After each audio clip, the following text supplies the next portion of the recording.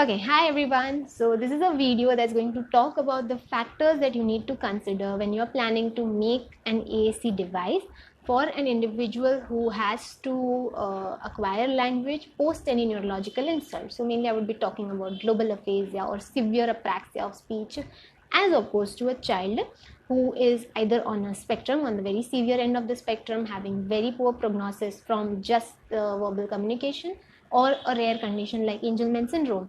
So in these cases, we need to resort to an alternative and augmentative mode of communication to aid their verbal communication.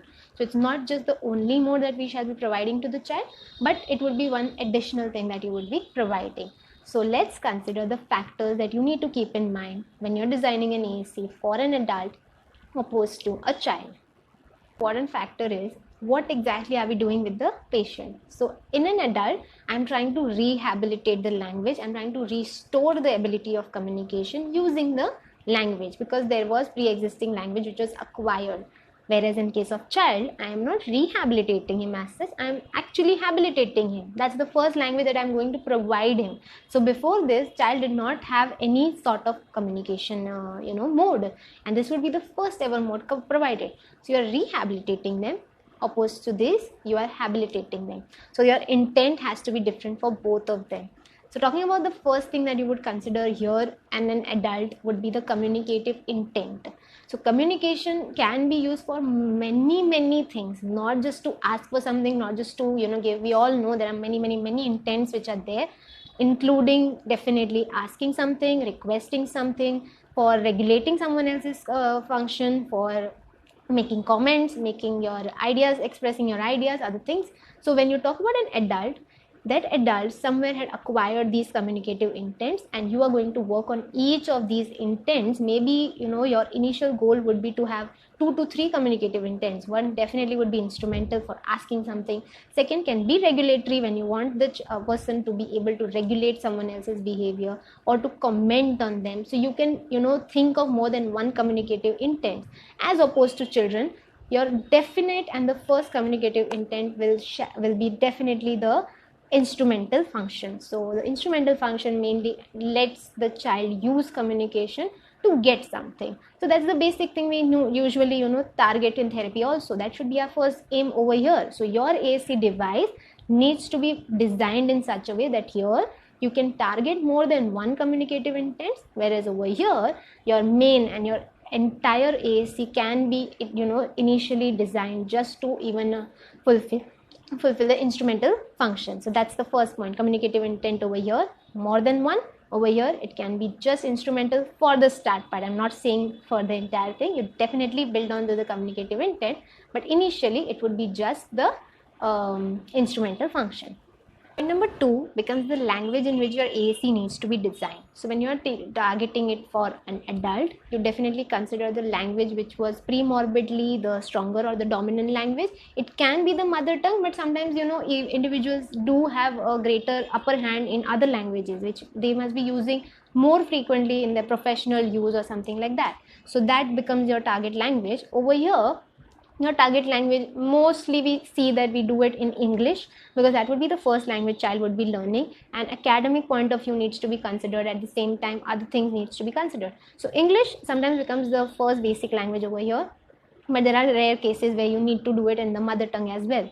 Here you need to mainly find it out from the in the adult you need to really find it out which was the language which had the dominant part of use, as well as the person was more proficient. That becomes your language. Over here it's either our discretion, at the same time parent point of view also, more so targeting a language which is used more commonly in child's environment and for his own functions as well. So language in which you design the AAC is the second factor. Factor number 3 is the visual field that needs to be considered. When you're talking about an individual post neurological insult, they are bound to have visual field defects like hemianopsia, whereas one part of the visual field is not functional. You even get to see quadrant anopsia in right hemisphere dysfunction. So in that one quadrant of their visual field is not functional. So your AAC needs to be designed in that particular shape. Your orientation of the stimulus has to be in that particular shape. These visual defects are not so much present when you're talking about a child in which you are habilitating a language. So your AAC can be designed accordingly. Here it's very important. Sometimes even the visual field, just the corrective glasses needs to be considered. So if right side is better viewing than the left side, then accordingly you orient your material, because it's very important that the person has all the words or all the symbols that you have used in their active visual field, and not, some of them must be in the quadrant that they cannot visualize, so it becomes altogether a waste of the symbol. So visual field needs to be included in both of them. Factor number 4 is the physical limitation that you have to consider. When you're talking about an individual who has a post-stroke insult or something like a post-neurological insult, they are bound to have physical limitations like hemiparesis, hemiplegia. More so when you see that the right side of the body is involved, the hands and legs both have limited motoric involvement. So then using of a pointing device versus an eye gaze device, so there you need to make a choice. Whereas when you're talking about a child with autism, they usually do not present with motoric limitation. But if it's a child who is having Angelman syndrome or some syndrome wherein the physical involvement is also there, so you need to consider this point for them as well, that if their hands as compared to legs, if their eyes as compared to hands, which of them has greater mobility, has greater proficiency, accuracy, that should be the mode of expression, because we do not want them to have more limitations or their communication because of the physical limitation. So consider the next point as physical limitation: hemiplegia, hemiparesis, and other involvement of the hands and legs. Sometimes even they have finger agnosia. When you say finger agnosia, it's very difficult for them to do the pointing task. So these things need to be considered while you are designing an AAC for them as well. The next and the very, very important point is the vocabulary that you choose for your AAC. So if you are treating adult post a neurological insult, the main vocabulary that would be essential, definitely it's the common object that he or she uses day in and day out. So medicines, his if he has any aid for walking or something like that, that becomes one of the things. Secondly, if the person is a professional and he has to somewhere go back to his work, so identify the work that he or she, the professional he or she was, and identify those 4 vocabularies. So they need those words, and those words are easy for retrieval. Those words are the ones which are essential in their day-to-day communication. So that becomes the core vocabulary over here. But when we talk about the child, core vocabulary becomes the words that are essentially in the here and now environment of the child. So his common objects, his things that are around him, animals, fruits, birds, all these things are definitely one of the part. But here in AAC, when you're doing a speech language therapy, definitely those words are also there in our target somewhere. But in AAC, since it's a very concise mode, your vocabulary should be targeting how the needs are fulfilled. So those things which are needed for him to ask day in and day out, those things which are in immediate environment, those things which he has seen, he needs it, and he would like to communicate for those things. So the choice of vocabulary has to be made appropriate. Definitely consider the profession of the person over here. If you're dealing with someone who has to get back to work, who has to use his device when he is at workplace, so that is one important point that needs to be considered. And last but not the least is the cognitive level. So cognitive level, when we say post any neurological insult, definitely the cognition is one thing that's involved.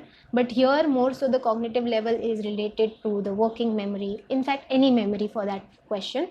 Memory, short-term memory, long-term memory, working memory, that needs to be checked. So if the person has compromised cognitive ability, then your AAC needs to be designed accordingly. You cannot have things which are, you cannot have pictures or something that are way past in his memory and he just cannot recollect them.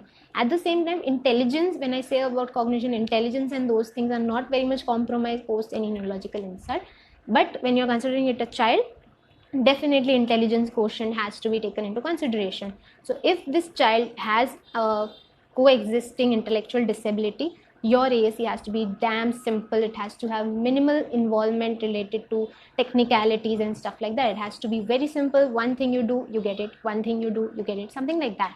Here, when I talk about cognition, I more so talk about higher cognitive skills, like how is the reasoning present, how is the memory present, because those things I would like to target in the AAC. So if the person has all those intact things, then it becomes more that I can give him a complex device as well. So he has that ability to, somehow manipulate it and make the communication possible. Here, it has to be extremely simple if you're dealing with someone having intellectual disability coexisting with a speech language problem. At the same time, the cognitive skill that you target over here is a very simple one: cause and effect.